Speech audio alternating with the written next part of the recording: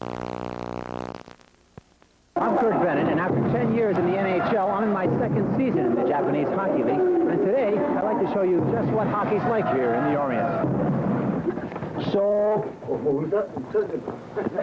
The day begins early when a younger player called a kohai says kisho, or wake up, to his sleeping teammates.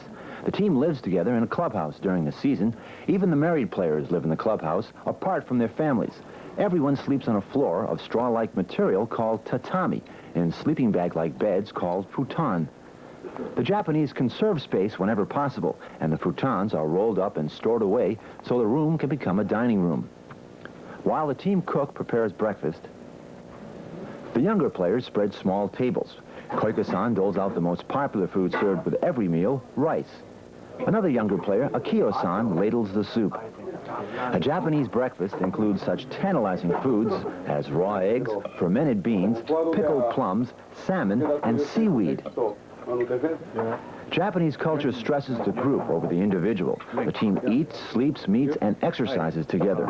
On game day, the coach always holds a meeting, which to us has a different ring in Japanese. My brother Harvey and I are the two gaijin, or foreigners, that each of the 6 Japanese teams is allowed. We sometimes are asked to add some of our NHL experience, which can include loosening the team up.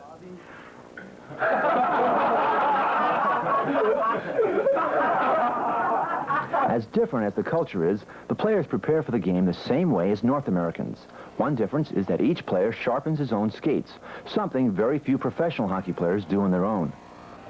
Ohashi-san humorously demonstrates what the Japanese call kanjo, or the spirit of play when injured, as he walks with me to the rink. Yes, walking through downtown Tokyo in a full uniform is an experience. Since all 6 teams play in one city at a time, we dress in our clubhouse and walk to the game. Sometimes we pass others as bizarre as we are, like these Japanese teenagers imitating the dress of the American 50s.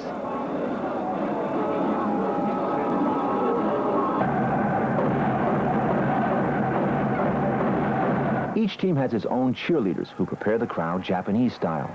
Politeness is important, and the teams salute the fans before the game.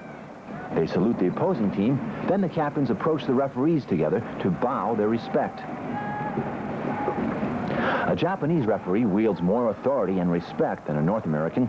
Criticism is impolite, and rarely do the players or the audience voice disapproval over his decision. If they do, he shows no patience. The cheerleaders exhort the team throughout the game. The fans yell, "Ganbatte kudasai," or "do your best, please." Jeers and catcalls are considered bad manners and are seldom heard. Disputes happen, but Japanese culture discourages an outward display of emotion. If tempers are up, it's usually between the foreigners, like Russia's Yuri Lyapkin and America's Harvey Bennett. But Japanese players quickly restore decorum. The top team in the league features 2 former Russian national players, Vladimir Shadrin and Yuri Lyapkin. They specialize in scoring goals. But scoring goals is a happy experience in any culture. Japan shows how hockey can be enjoyed in countries all over the world. For foreigners like myself, it's a common language in a vastly different culture. From Tokyo, Japan, I'm Curt Bennett reporting.